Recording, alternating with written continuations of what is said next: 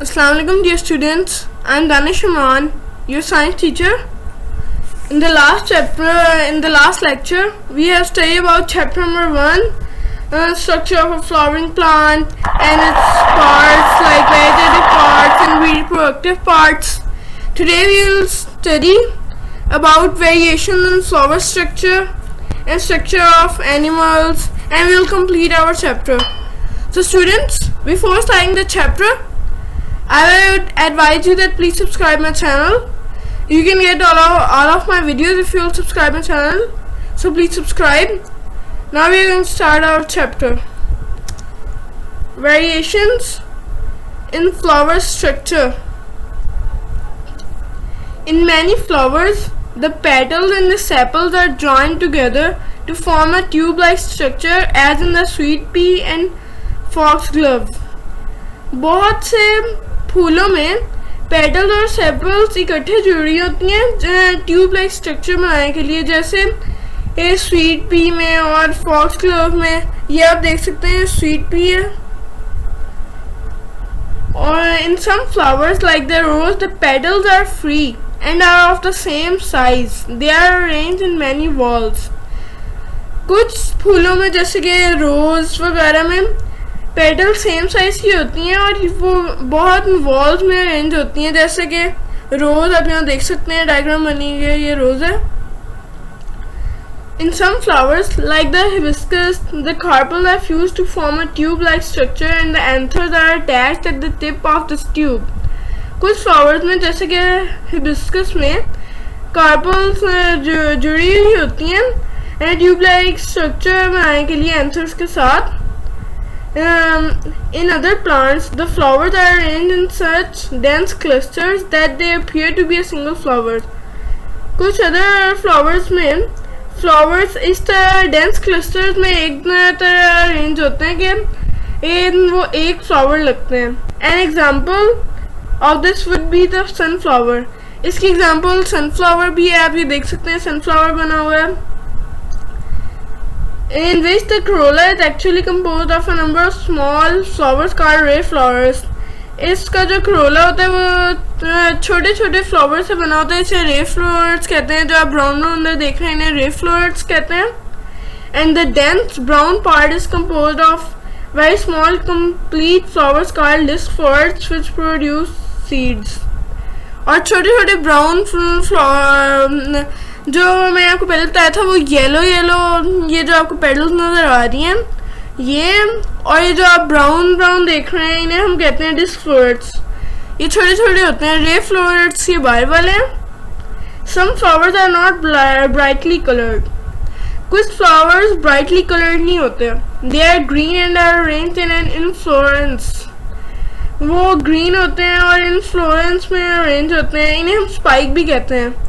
They have no scent or nectar. उनकी कोई खुशबू नहीं होती और उनका कोई जूस नहीं होता. Examples include wheat, maize, gourd, etc. इसकी examples हैं wheat, गंदम, maize, घास, like this. Wheat is an example of a spike. गंदम spike की एक example है. अब हम अपने next page पर move करते हैं. Structure of animals. Animals का structure. The body of an animal can be divided into two distinct regions, the head and the trunk. Animals की body को two parts में divide किया जाता है. एक को head कहते हैं, एक को trunk. The head, पहले हम head को define करते हैं. The head is the front or interior part of the body. Head front और interior part of the body होता है. जो हमारा मुंह ये head कहलाता है, पूरा मुंह. It usually contains the mouth and the sensory organs. Head mouth contain करता है और sensory organs contain करता है. The head also contains the brain which controls and connects all the sensory organs. Head, brain and भी contain करता है जो पूरे जिस्म को चलाता है और हमें ideas देते हैं. The head also contains these sensory organs help the animal detect changes in its surroundings. Sensory organs जो होते हैं वो animal को help करते हैं अपनी सराउंडिंग्स में चेंजेस के लिए. The sensory organs help the animal detect changes in its surrounding and react to them accordingly. जो एनिमल्स होते हैं वो सेंसरी ऑर्गन्स की वजह से ये अपनी सराउंडिंग्स को पहचानते हैं और उसके अकॉर्डिंग रिएक्ट करते हैं. अब हम सेकेंड पार्ट पढ़ते हैं, the trunk. The trunk is the lower or posterior part of the body which contains all the important organs and systems of the body. It also includes the limbs which enable the animal to move.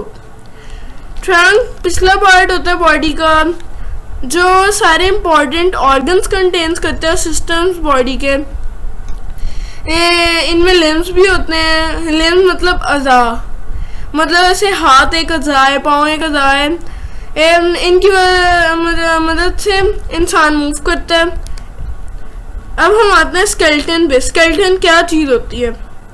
Animal bodies are soft and elastic so they need a hard substance to support them. Animals की bodies soft होती हैं तो उन्हें एक hard substance चाहिए होती है उनको सपोर्ट करने के लिए. Some soft bodied animals like jellyfish do not have a hard skeleton. कुछ सॉफ्ट बॉडीड एनिमल जैसे कि जेलीफिश जो समुद्र में रहती है उसका हार्ड स्केलेटन नहीं है, उसका सॉफ्ट स्केलेटन होता है. The surrounding water supports the body. जो सराउंडिंग पे जो वाटर होता है वो बॉडी को सपोर्ट करता है. The hard material which supports and gives shape to the body of an animal is called skeleton. जो हार्ड मटेरियल, जो सख्त मटेरियल होता है वो बॉडी को शेप देते हैं, उसे स्केलेटन कहते हैं. Types of skeleton. अब हम बढ़ते हैं स्केलेटन की कौन कौन सी किस्में हैं. एक किस्म है हाइड्रोस्केलेटिक स्केलेटन, हम सबसे पहले पढ़ेंगे. Some soft bodied animal like earthworm and caterpillars do not have hard skeletons. कुछ सॉफ्ट बॉडीड एनिमल जैसे कि अर्थवॉर्म और कैटरपिलर के हार्ड स्केलेटन नहीं होते. Their bodies are supported by a liquid which is present in the cells and in the spaces between them. Their bodies are supported by a liquid which is present in the cells and in the spaces between them. उनकी bodies के बीच में एक liquid पाया जाता है. In the cells and spaces between them, जो उनके बीच में spaces होती हैं body के, उनमें liquid एक पाया जाता है. This type of skeleton is called a hydrostatic skeleton. इस स्केलेटन को हाइड्रोस्टेटिक स्केलेटन कहा जाता है. इसमें अर्थवॉर्म भी पाए जाते हैं, ये आप देख सकते हैं अर्थवॉर्म है. अब हम बढ़ते हैं exoskeleton. An exoskeleton found in most invertebrates. Exoskeleton ज़्यादातर मोस्ट इनवर्टिब्रेट्स में पाए जाते हैं. The bodies of insects are covered by hard tough skin or cuticle which is made of a strong waterproof material called chitin. जो insects होते हैं उनकी body hard tough skin से कवर होती है, उसे क्यूटिकल कहते हैं. Which made of a strong waterproof material called chitin. जो स्ट्रॉन्ग वाटरप्रूफ मटेरियल से बना होता है इसे चिटिन कहते हैं. ये हमने भी पढ़ा था इनवर्टिब्रेट्स. इनवर्टिब्रेट्स क्या होते हैं? जिनकी बैकबोन नहीं होती है. The cuticle is composed of plates and hollow tubes which not only protect and support the body but also give it a specific space. जो क्यूटिकल होता है वो कुछ मखसूस प्लेट्स और हॉलो ट्यूब से बना होता है जो बॉडी को सपोर्ट करते हैं और उसकी स्पेसिफिक शेप में उसकी मदद करते हैं. Movement is brought about by muscles which are attached to inside of the exoskeleton. Animal insects जैसे आंट और कॉकरोच की मूवमेंट किस तरह होती है? उनमें ना मसल्स होते हैं जो एक्सोस्केलेटन के अंदर होते हैं, वो हेल्प करते हैं इनको चलने फिरने में, मूव करने में. एक्सोस्केलेटन में हम देख सकते हैं ये आंट होती है, कॉकरोच होते हैं वगैरह. अब हम अपने नेक्स्ट पेज में मूव करते हैं.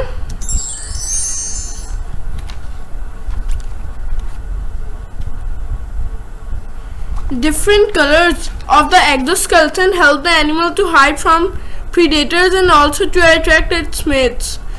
जो exoskeleton हमने अभी पढ़े थे उसके जो एनिमल्स होते हैं वो अपने कलर्स भी चेंज कर सकते हैं अपने प्रीडेटर्स से बचने के लिए. प्रीडेटर्स किन्हें कहते हैं? एनिमीज को, मतलब दुश्मन को. And also to attract its mate, और अपने मेट से मिलने के लिए, जैसे हमारे दोस्तों वगैरह से और फैमिली मेम्बर से. The exoskeleton does not grow with the body of the animal So as the animal grows, the cuticle is shed and new one grows in its place. This process is called molting. जो exoskeleton होता है वो body के साथ वैसे नहीं grow करता. जब एनिमल ग्रो करता है तो क्यूटिकल होता है उसमें वो गायब हो जाते हैं, उसकी जगह एक न्यू वन आ जाता है, एक नया क्यूटिकल आ जाता है. इस प्रोसेस को माउथिंग कहते हैं. अब हम एंडोस्केलेटन पढ़ते हैं. Endoskeleton, all vertebrates supported by a hard internal skeleton called an endoskeleton. सारे वर्टिब्रेट्स क्या कहते हैं जिनकी बैकबोन हो.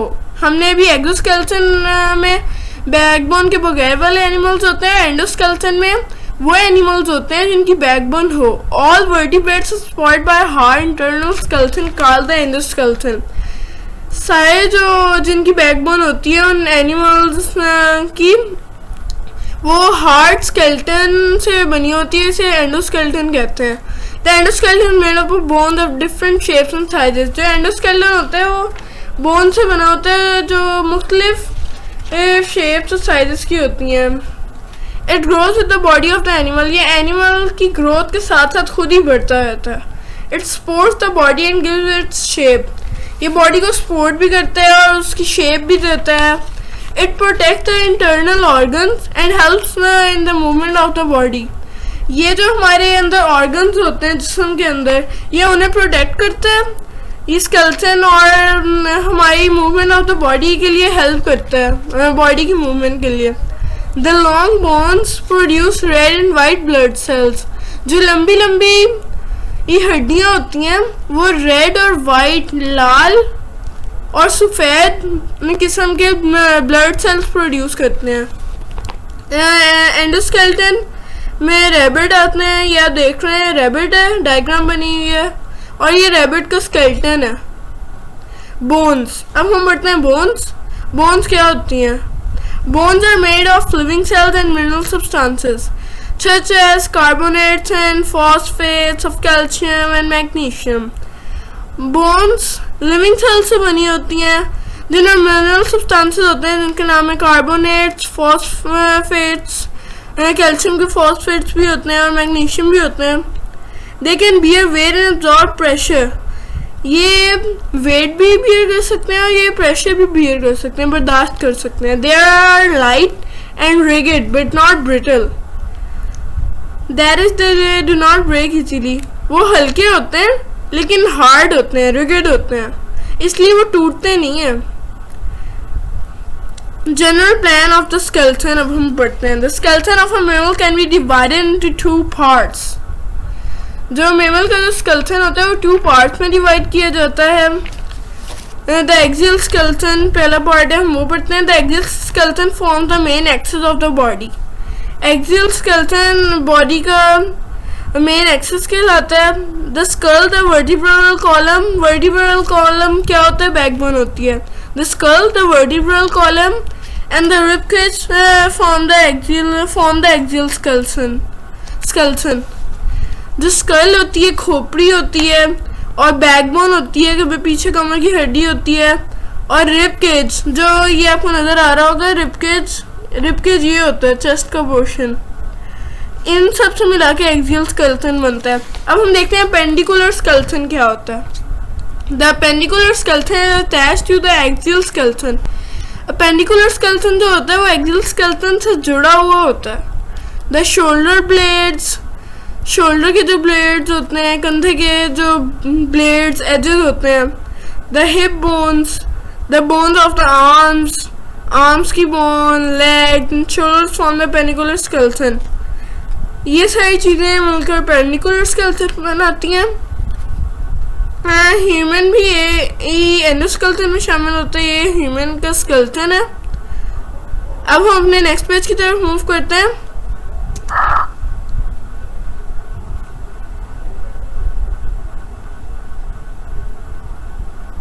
Joints. The place where 2 bones meet is called a joint. जो जगह होती है जहाँ जो 2 बोन्स मिले उन्हें हम जॉइंट कहते हैं. Bones are attached to each other by tough fibres called ligaments. Bones एक दूसरे से टफ फाइबर्स के साथ अटैच होती है जिन्हें हम लिगामेंट्स कहते हैं.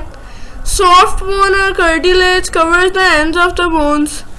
जो नरम बोन होती है जो या cartilage वो bones के end को cover करती है, and a fluid called synovial fluid is present in the space where two bones rub against each other.